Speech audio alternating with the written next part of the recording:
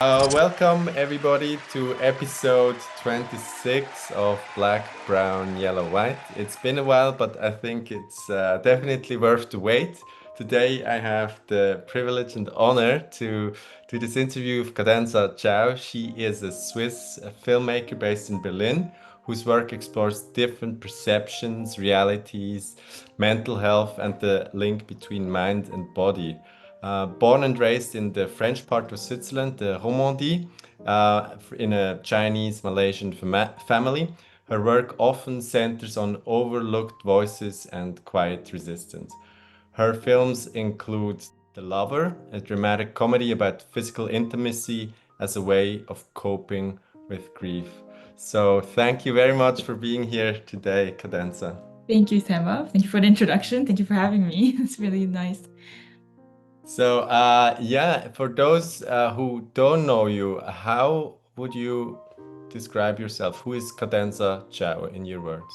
Uh, Hi, I'm Cadenza, and for those who don't know me, I guess just the basic facts. I'm a film director and writer and artist. Was born and raised in the French part of Switzerland, like Tema just said, and I'm based in Berlin now.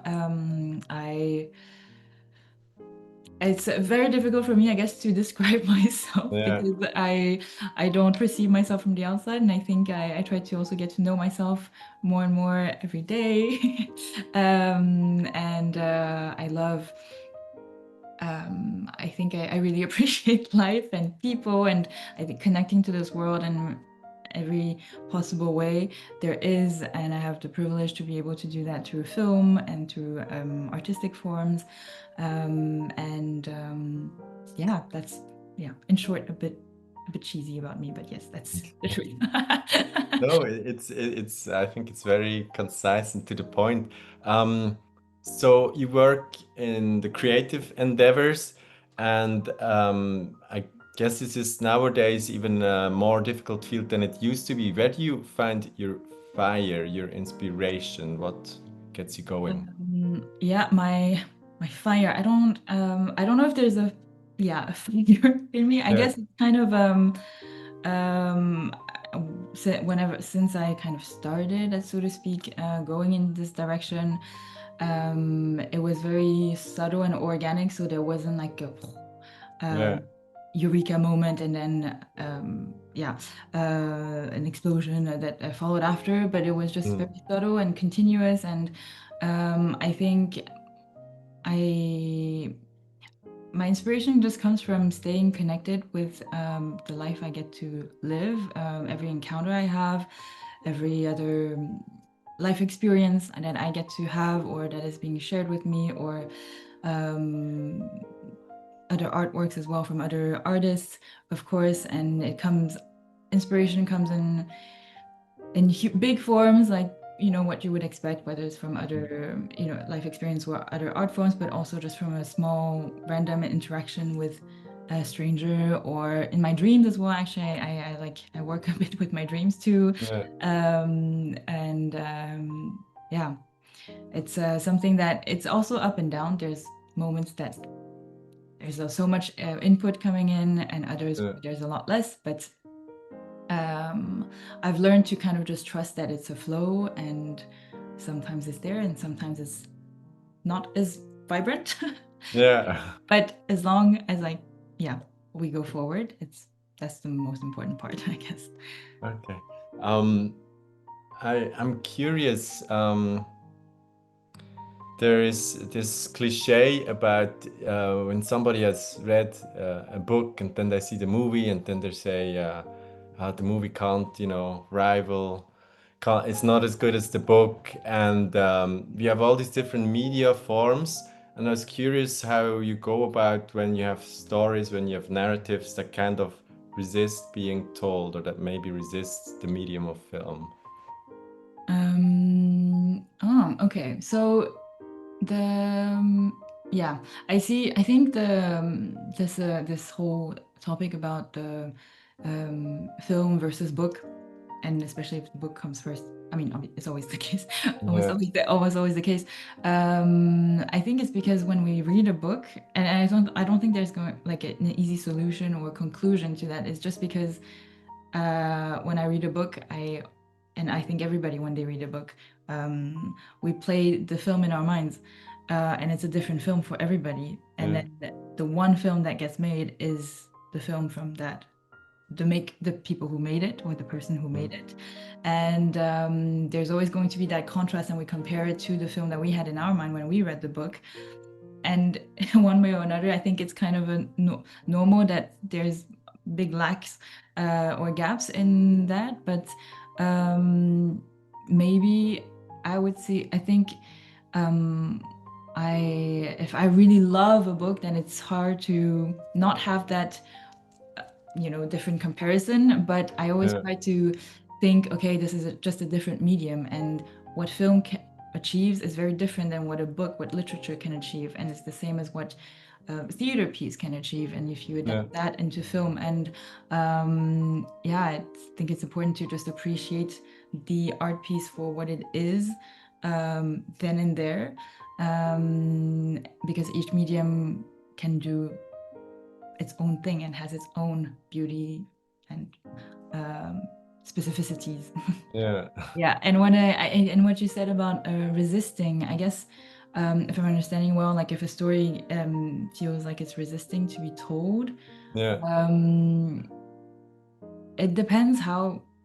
Yeah, I guess it's very the idea of resisting is maybe a bit could be a bit abstract, but the more maybe if there's difference in how if something is resisted and it's just like a plain no-go, or if Yeah. it's more of like a challenge. And I feel like when there is a challenge, it's up to the creator, like each artist, to detect, okay, is this a challenge that I think is worth figuring out, and then Mhm.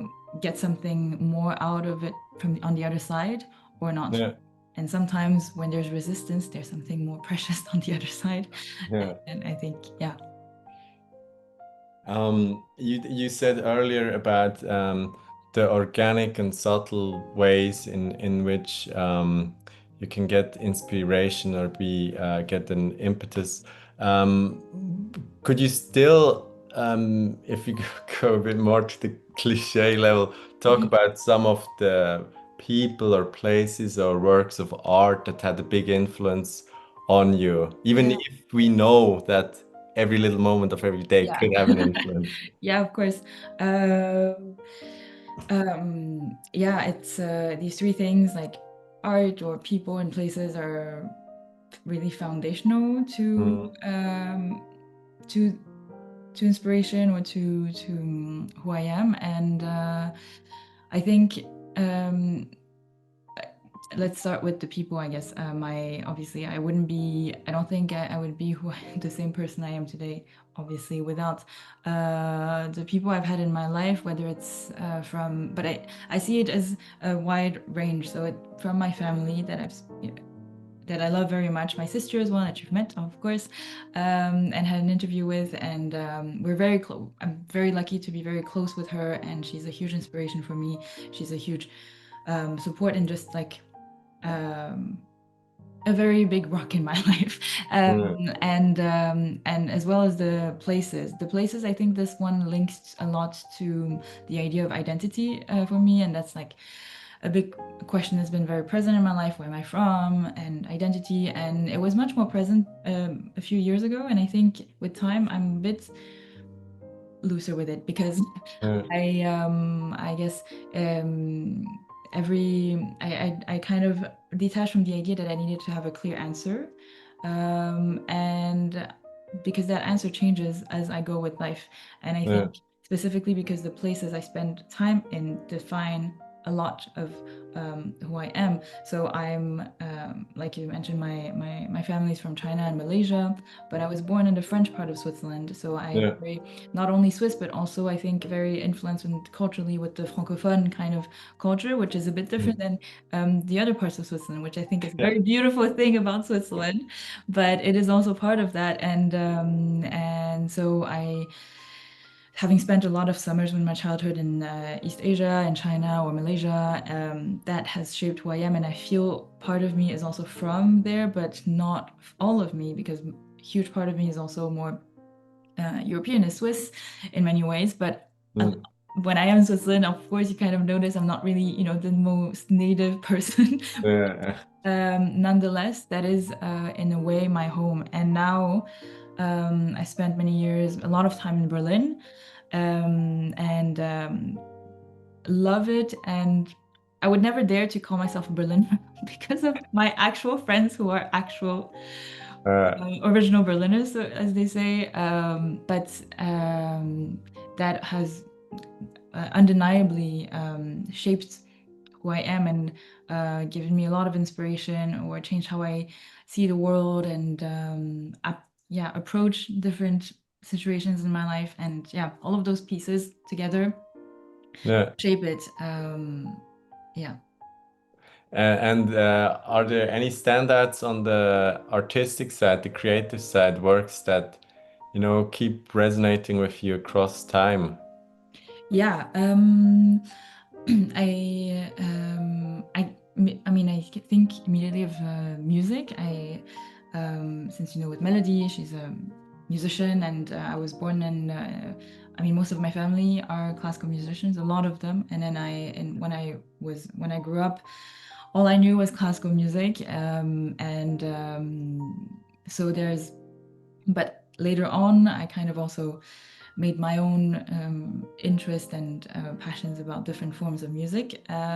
But there are pieces that keep on giving to me, Yeah. especially in classical music. I think that there's also pieces that I've known since in my childhood, but that took very different meanings in different phases of my life, and that now when I listen to them again, it gives me a much different feeling than when I did when I was in my teens, for example. And I think it has to do with my connection with the outside world.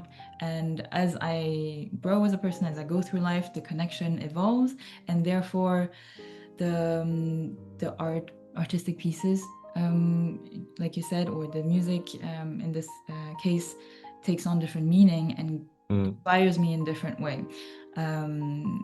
There's also obviously like paintings. I'm also very inspired by that. There was this painting that I've loved since a long time, The Lovers by Magritte. Yeah. And I just always was kind of obsessed with it visually, but I was just seeing it on my screens.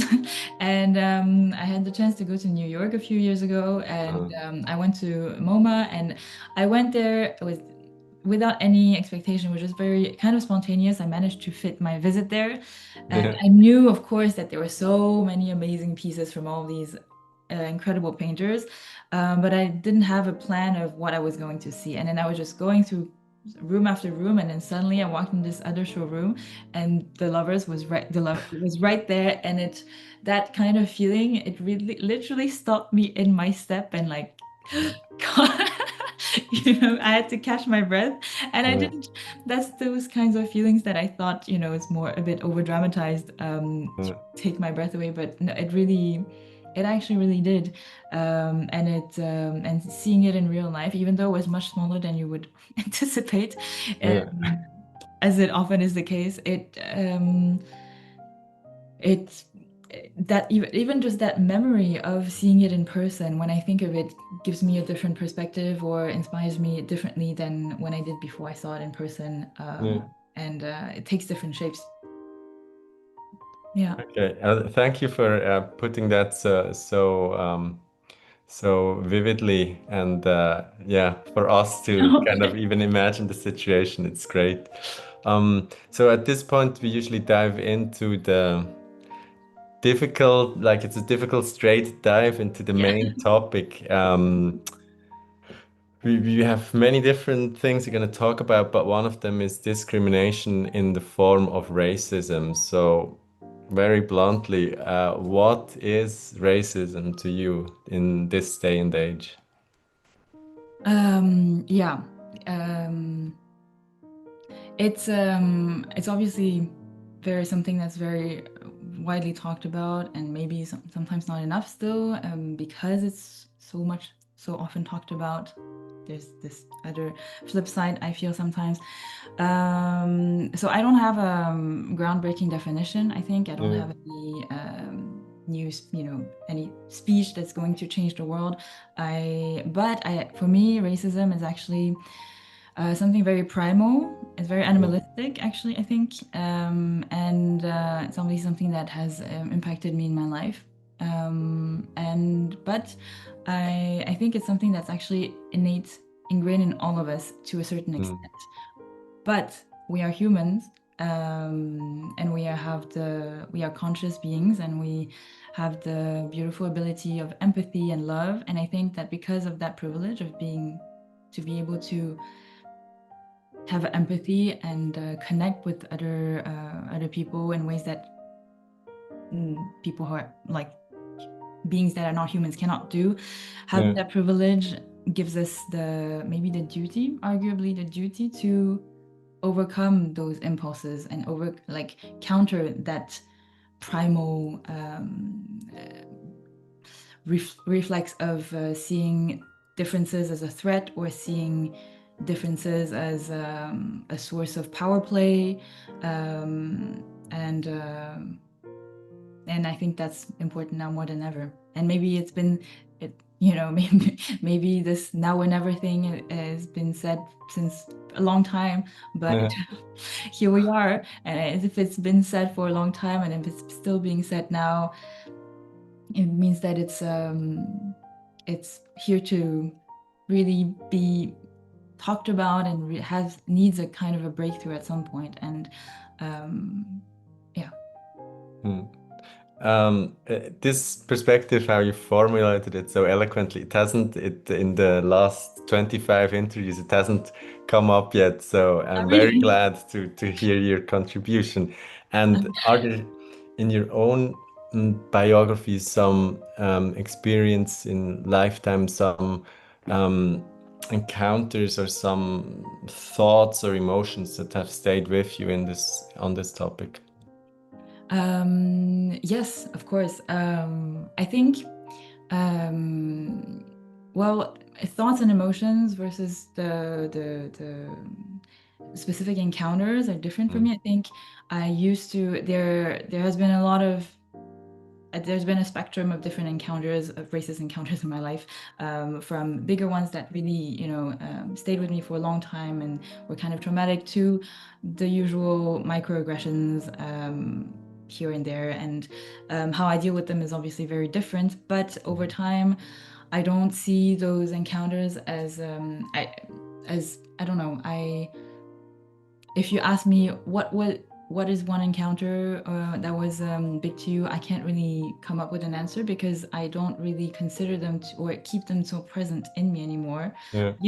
I used to, but I chose to, or actually, I don't want to give that much power to them anymore because I Mm. realized that it was the focus I give to that. Even after acknowledging and working through how it affected me, there was a Yeah. time where it was important for me to actually go forward with who I want to be, what I want to create, and actually how I perceive myself, because that's what's most important. And I didn't want to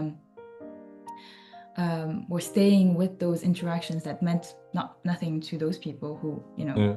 created that horrible situation for me, um, gave my power away, and I realized that that wasn't fulfilling me, and I wanted to Mm. obviously counter racism and work towards a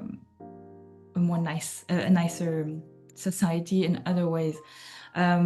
But the feelings, the emotions that have stayed with me have also grown and developed throughout time. But when I was younger, um, there was the feeling of being inadequate or being less than, or being just of being never enough in a way. Yeah. And also this very toxic way of comparing myself to what was the norm, and and feeling validated if I was giving some kind of a compliment because I was like the norm. So as an example, for I would be when I was a teenager, it was like I was told things like you're not that ugly for an Asian, or like your eyes not that small, or something like, you know, Mm. silly things. And I remember when I was much younger, the feeling of validation, of pride, even to be told that, because Mm. I had been so like made to feel like that was what I had to strive to be Caucasian, and to be, you know, in all of those aspects. But obviously that's not it wasn't the now I'm more sure, and I have more life path, and I know that you know, I don't feel, I'm glad that I don't react this way to it anymore. Mm. But that has obviously impacted me a lot in terms of how I compared myself to the rest of the Mm. world, or how I always wanted to prove myself in different ways. And then now actually I'm kind of deconstructing all of those automatism in me, because who I should be proving myself to myself first and Yeah. foremost. I should feel authentic and genuine and proud for myself, for my own standards first, and I have to be honest about what those standards are for myself as well. And it's obviously very easier, much easily said than done, easier Yeah. said than done. But in the past years, I've grown to be a bit more. I think I have grown a bit more in that direction, and then it's a much better feeling than what I used to be stuck in, I would say. And another aspect on that, on the feelings that have stayed with me, and I think that is quite present with me, and actually my peers as well that have discussed this with, is the experience of as an Asian woman, and how Asian women are hypersexualized in the rest of the world, or yeah, specifically more like, or in my experience, more in the Western world, and that experience came obviously later in my life, and it was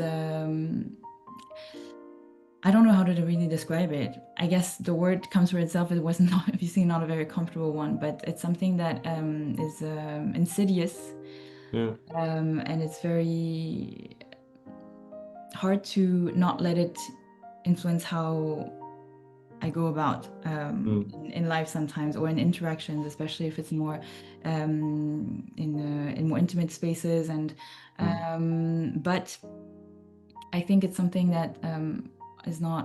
I feel like it's not often talked about enough. I'm not too sure why. I mean, maybe it's because it's uncomfortable, and it's something that is made has like more shocking factor to it. But it's something that I wish people would educate themselves more about, the fetishization of Asian women, where it comes from, the stem to imperialism, and the whole history behind that, because that has, if you ask me what specific things, you know, are still Yeah. with me, that's definitely one of them. And Mm. Yeah, I think that so, yeah. directly does go onto this next question. There's probably a big overlap about the gaze and how it feels for you to Mhm. work across these different gazes, the European, Chinese, etc. Yeah. Yes. So yeah, the topic about working with through different gazes or lenses. I guess I see it as a huge privilege. I think I'm very lucky to be able to see through, to understand at least culturally there's different lenses, because I was raised with the mix of both almost equally. And I don't know how it would be to not have that choice, so to Yeah. speak. It's not really a choice, but that yeah, diversity of it.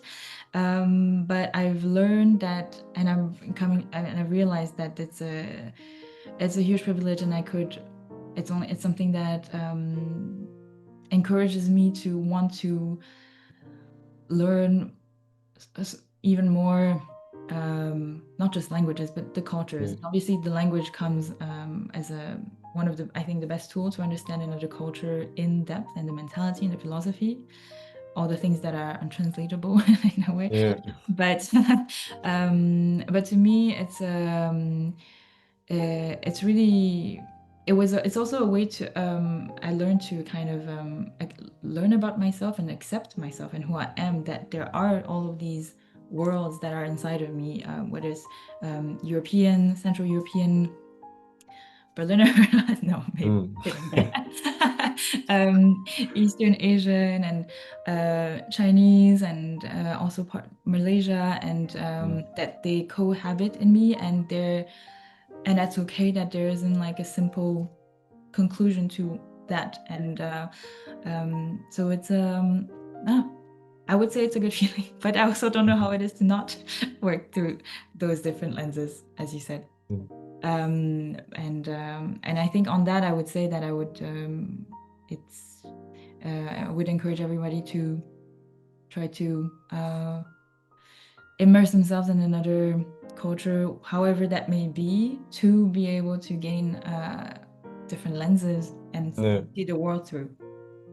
Yeah. Thank you.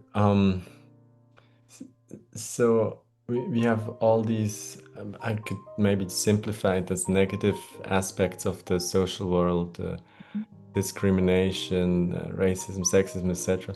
And then thinking of some of the positive aspects of being social creatures, social animals. There's one is diversity, and then another one is agency. So, what to you is this sense of agency, and how has it manifested in your life? Yeah. I think to me, it's a feeling that I try to always find in the present moment, because to me, if I feel this agency, that means that what I'm doing is right to a certain level, or is something that connects me to what I want to do, what I want to learn about, what I want to create, or what I want to connect to simply. And if I kind of lose that feeling, I need to ask myself, why is it not there? Then what am I doing? Is it because I need a break? That's totally fair. I think also in today's age, we need to sometimes we need to calm down and just take a break. But to me, it has come in sometimes when I get an idea and I decide to go for it, or deciding different plans for my life, for example, and it's that feeling of, okay, it's a change, but it's going towards somewhere and I can't see it where I'm going yet, but actually oftentimes that's when it's the right way.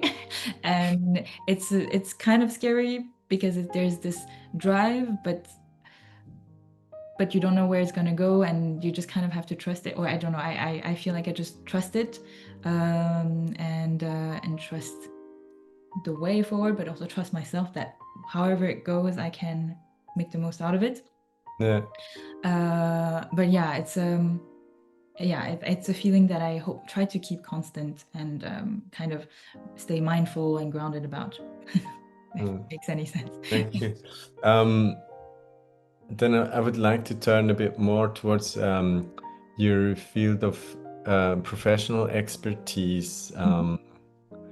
The question is why you turn specifically to documentaries as your way of finding maybe a response, or finding a creative output to what is happening in the world. What is this? Yeah. What is specific and special about making documentaries? Actually, I make both documentaries and fiction, and I think that documentaries, I think none of my work did I ever choose specifically. I need to make a documentary and then I have the story. It's more about, for me, documentary fiction, they're mediums. And a good film is a good film. A good story is a good story. Of course, the impact, like there's a lot of nuances and details when it comes to it, but this is roughly how I perceive it. I think it's actually a shame that documentary is just one big thing, and because there's so much diversity in the different types of documentaries that there are. Uh, But for me, to come back to your question, is more the story that chooses its medium in a way. It's mm, whatever story I find or that comes to me, I would know when I have the story if it's something more fit to for documentary or fictional, and maybe hybrid. But so far I haven't touched that. But mm, and for example, for vibrations, it was well, that was actually um, in university we were all working on documentaries, and that just kind of came. But it's the story that came to me, mm, not to me, but like in my research with the Cassandra Bede, the protagonist that I found and collaborated with. The story came through the film and not the other way around. mm, And I'm also currently working on a feature documentary. I'm developing it now. We're still early stages, so there's not much I can share. But like, yeah, it's also the same case. The subject came to me in my life encounters, and documentary just made sense, and just fits. So yeah. yeah, that's kind of how I go about with it. Okay. Um, I, I just saw my question. My next question was going to be, what made you trust that the stories you made into films Yeah, needed to be shared? But yeah. as I was reading, as I was looking at the question, I was wondering also about the notion of sharing. You know, if to share is to care. Mhm. Could you please share with us? Is that one of your primary senses of making these movies, or are there other energies that are in there for you? Yes, there are definitely other energies. I think, well, it's a mix of all of everything you mentioned too. Um, I trust. I Yeah, there's a trust. I think there's no in the process for me. There's no specific moment where there's a rational trust, like this plus this equals this. Mm, Therefore, yes, I trust this is going to work. It doesn't. That would be too easy almost. yeah, But I think it's more obviously I have to answer the questions of why should I make this film? Why should the audience watch this film? Why yeah, should a producer want to collaborate with me for this film? Why should financiers give me money for this film? Blah blah blah. Of course, those are answers I have to give. But in a sense, just in my own personal process and the topic of trust, it's more of when things fall together. mm, I know it sounds a bit absurd, but when things fall together, there's that feeling that it just feels right. And not everything is in the picture yet, but there's some specific building blocks in a story, in a project, in an idea, and when they come together easily, that's yeah, just an indication for me that there's something right that is in there that I should pursue. Maybe it has to do with synchronicity. I like to work with mm, that. Um, but yeah, so it's a combination of all of those things. And yeah, like you said, other energy is definitely synchronicity for yeah, me, or something with yeah, it's a gut feeling too. And if something stays in my mind a lot and doesn't seem to want to go away, I also try to mm, sit and be like, okay, then what else is there? What do you give more than yeah, just this idea that's in my head? And then sometimes it leads somewhere, sometimes it doesn't. And then if it stays and not long enough and things fall into place, it's worth for me to trust that it can go somewhere. mm. Yeah. Your work, The Lover, deals with men's mental health issues in intimate spaces. What did you find, or what pulled you towards these stories, and what were some of the challenges you confronted? I don't know, maybe you'd want to like give a super brief description Yeah, of course. of it, or maybe not. Yes, of course. So The Lover is my latest short film, or at least now that we're speaking, my latest short film about it's a dramatic comedy about how a man uses sex or casual intimacy as a way to deal with grief, the loss of Mm, someone close to him. And and like you said, yeah, it deals with men's mental health, and also with intimacy. And I think it's a very personal project. It was has very close to my heart, and the topic as well. And I think I just find it in my it's obviously it's not a new topic, using intimacy to cope with things, but sometimes I feel like it's forgotten, especially in the day and age of online dating. Yeah, So easy. I mean, it's so easy. It's such easy access in a way, or it's there's always so much choice. Not yeah, I'm speaking purely for people who are using it or kind of getting used to this whole environment, and because of that, I think when intimacy comes so easily, there's just this flow, and because in the moment it's great and it gives us something, we forget.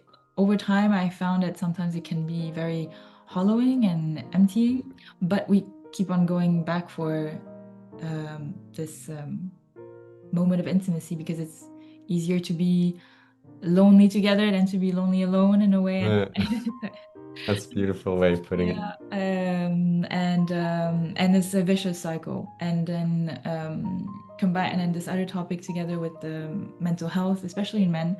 Um, I it just I've seen, or I mean I've seen, it's about this cycle, or when men aren't given or taught the tools to really deal with emotions, to express it, or to be to support one another when in need of mental health support. And then there's on the other side this easy kind of outlet that is just such a norm in many places, and I think major cities, for Mm, example.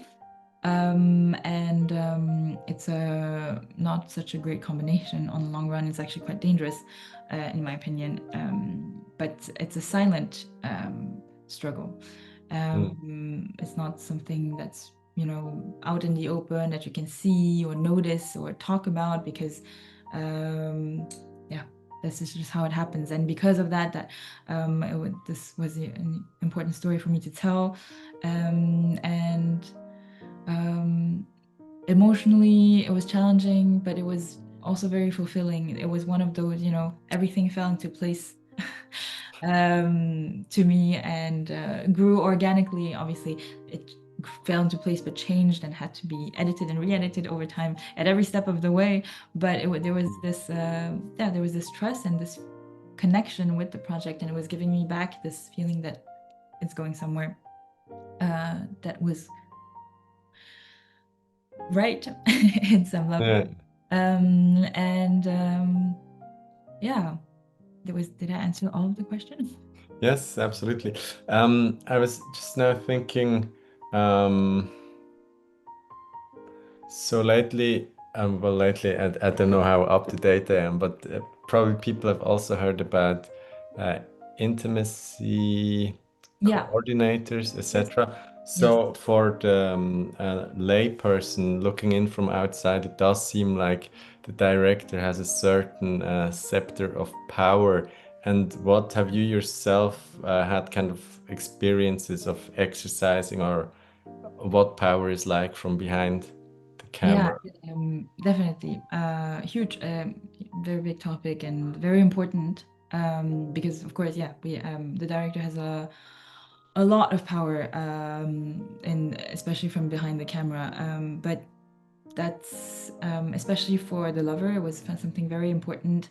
The main thing actually for me was that was the comfort, safety, and well-being of the cast, Mm, and especially the cast that was involved in the intimate scenes. And we worked with an intimacy coordinator.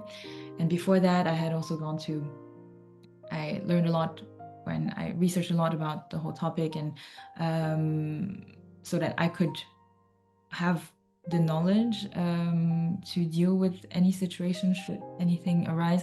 But also it was a non-negotiable for me to, even though we were working in very small budget, and it was like a passion project, and mm, we're not a big production. Even Yeah. regardless of those limitations, it was non-negotiable for me that we could find an intimacy coordinator, somebody that is a third party on the set, that is a safe person, and that can be there to support and assist if there's anything that is uncomfortable. And it doesn't have to be anything big, because I think the for me it was also, even if my connection with the cast was great and very trustworthy, full of trust, Mm.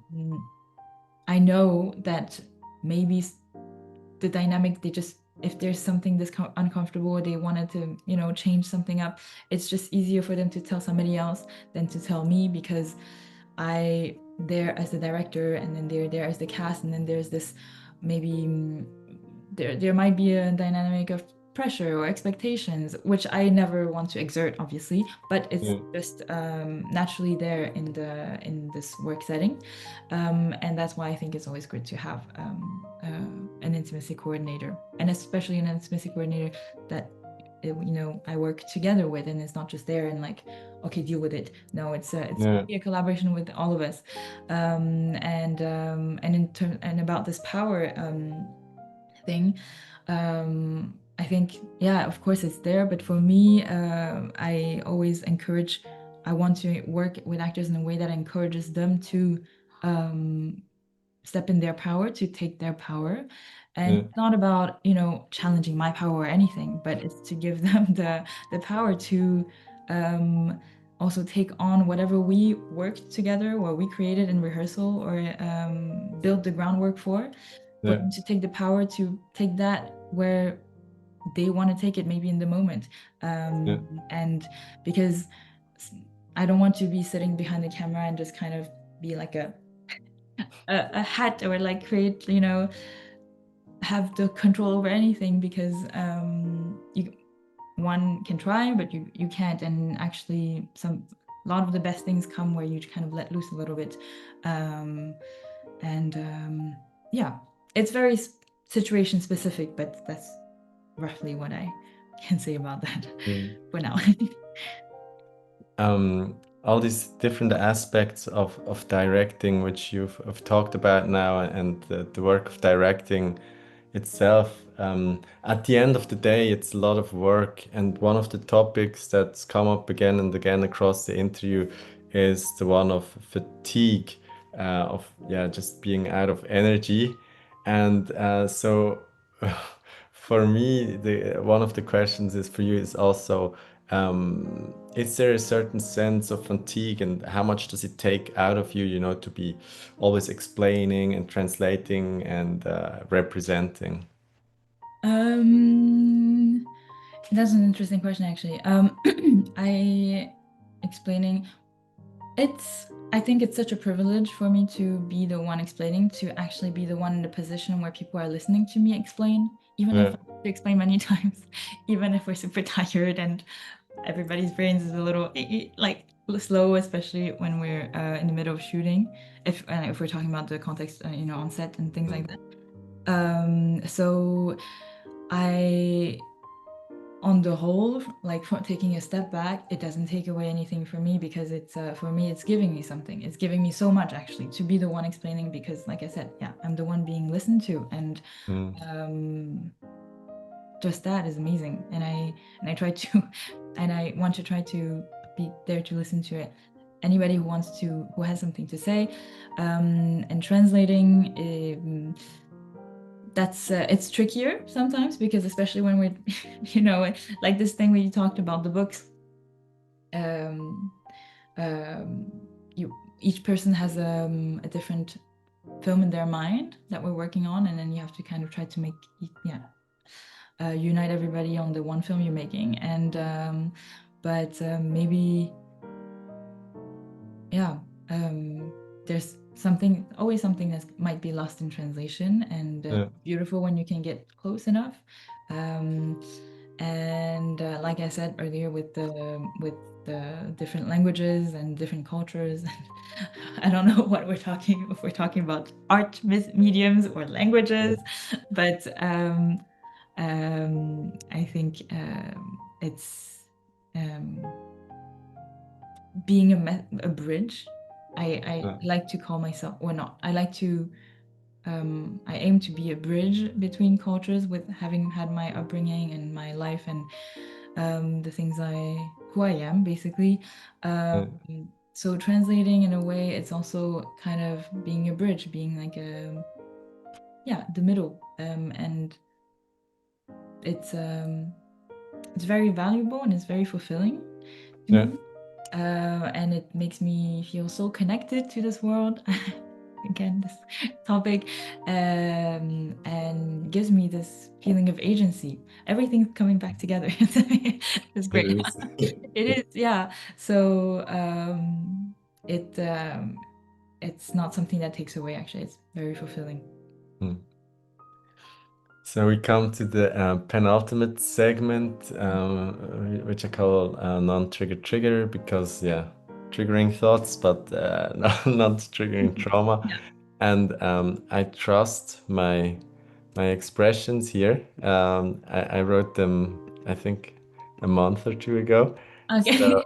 I researched them, so they should ideally maybe elicit some kind of response. But yeah, you'll see what you think of them and the ideas that you can give as a response, maybe one word or one sentence, or even just let's pass, yeah, or Yeah. whatever suits Cool. you. Nice. Okay. Migration fatigue. It's my, a feeling of agency, maybe. Mm, Something constant, but it's not always bad. The indication that I'm moving. mm. Then the editing room. Um, make it or break it. I exaggerate, but yeah, yeah. Dreams. Um, another lifetime. Or Um, I personally, yeah, like I mentioned before, I work with dreams and a lot, or I like to, and I'm not too sure. I don't think yeah, it's hard to pinpoint something down with one sentence, but it's mm, um, very psychologically intertwined and indicative for me, and I live by them in a way. mm. Mhm. The next one I'm not so sure about, but let's try Geneva versus Berlin. um, two different worlds, also two different worlds within me. Yeah. um, yeah, it's Geneva is my at this point is or is my childhood, really childhood, especially because um, my family lives and I grew up a bit further nearer to Lausanne after a while. Mm, And Berlin, I don't know, how can you put Berlin in one word? Berlin is Berlin. Mother tongue. Difficult to answer. I mean, because depends what you say, what mother tongue is for you. If it's the first language I ever learned, then that is Mandarin Chinese. Mm, But with time, my English and my French became better and are like my primary languages. So in a way, I'm a little bit more fluent in French and English than in Mandarin Chinese. And so what is my mother tongue? Because if I say it's Chinese, then I'm like, but if you wanted me to express myself at my best, another yeah. language is there. So yeah, difficult to answer. Uh, then ritual. Ritual, discipline. Mm. So yeah. A story you didn't film. A story I didn't film is even more precious, maybe, in a way, because then it stays just there for me in my mind, in my heart. Yeah. Homeland. Homeland. Well, with everything we spoke about, to me, I it's not for me. I don't have one. It links to identity and where I'm from or all of those things. And I don't have the feeling I have one, and it's fine. And I have my home in different places and different people in myself first and foremost. At least I try to. And it's a different kind of land. Yeah. Last one, movies and slash versus music. No. You can't make me choose. Oh. It could be and. It could be what? It could be and. It's Okay, and okay, slash okay. versus. Okay, music and film. So far, everything to me it sounds very cheesy. Mm, um, um, it's a outlet to different world, different to a different world for me.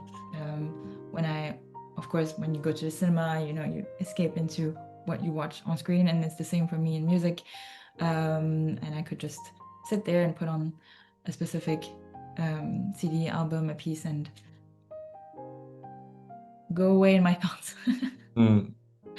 Yeah. Okay, thank you very much. We move on to the very last bit, which is more about practices, everyday stuff. What I have the question here, what keeps you grounded in your practice? But I think the idea is the kind of practices that really work out for you, practices and habits, could be daily, could be Oh, weekly, could be yearly. What's the kind of stuff, that you yeah. Um, to keep me grounded, meditation. I journal. Mm, I journal every day. I try almost every day, but mm. mostly every morning. And I think that really helps me to just dump the Yeah. clutter in there. And it's a habit that I used to have, and then I left, and then it comes and goes. But now at the moment, like it's something that's very fulfilling for me, or very helpful to keep me grounded in my practice, in my everyday, and just in being. It makes it lighter. And otherwise, Mm, I mentioned also meditation. yeah. I try to make it more regular. And I try to also do it in a more, yeah, like I said, a more regular thing, because I used to do it more whenever I need to. Yeah. I think it's something that should be a real habit, because when I was needing it is when I was too busier and had a bad sleep schedule. Mm. And then what ended up happening is that I would just fall asleep. Yeah, So it was no I help. relate. Yeah, right. And so meditation, breathing, and Mm, actually connecting to my body mm, physically. So I think it has to do with breath work or meditation, and it's something that's also a bit newer in the past couple of years, that I've kind of had a bit of a breakthrough. And um, the mind body connection that really yeah. keeps me most grounded and present. Mm. Yeah. Thank you very much. And the very, very, very last one would be maybe some kind of recommendations, movies or books. It could be something very recent. It could be something, maybe a book or a movie that you keep coming back to, or even a series. Yeah. What kind of recommendations would you have for the Um, viewers, listeners, I etc.? yeah, I always I always say my favorite film is Everything Everywhere All at Once. Mm. And so if you haven't watched it, go watch it. And if and I would just recommend, if you have no idea what it's about, then to just keep an open mind and enjoy the ride, because it's a masterpiece. Yeah. Yeah. Really is. So that is what I would recommend. Okay. Yeah. Yeah. So we've already reached the end of this interview. road. It was super captivating and enriching to follow your thoughts and emotions and the concepts and experiences. Yeah, Thank you. Yeah, very, thank you so very. much. It was really, it was very interesting for me too. And also, I hope that, yeah, what I said could resonate with people out there. And I think I could go on for a lot more time on each of those topics we touched upon. And everything that I said is at least how I see those specific things now. And I know that as I go forward in life, those will change, those will evolve and gain more knowledge and more understanding for just more and more and more. Yeah, thank you so much for your time. Yeah, thank you very much.